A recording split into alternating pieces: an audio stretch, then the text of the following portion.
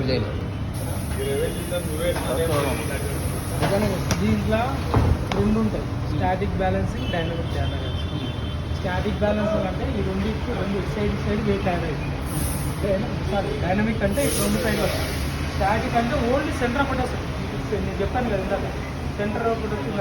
అది ఇదో English plus ఏది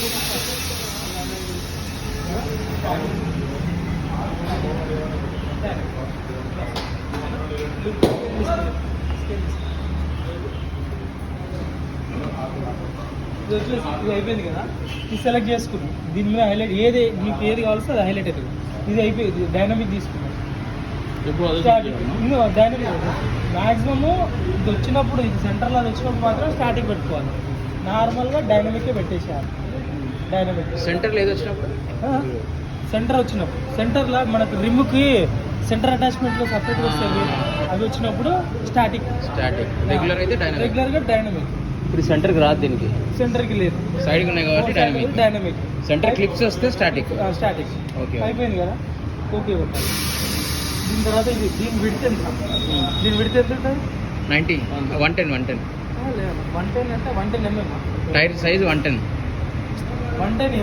mm కదా.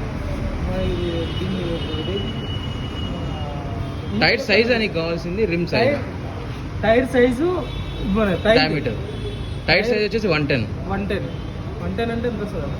110, 70, 17 టైర్ సైజ్ కదా.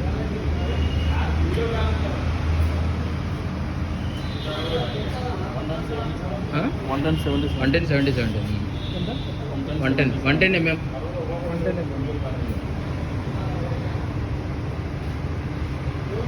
సో 4, ఇది వచ్చేసి 4 ఇంచెసా?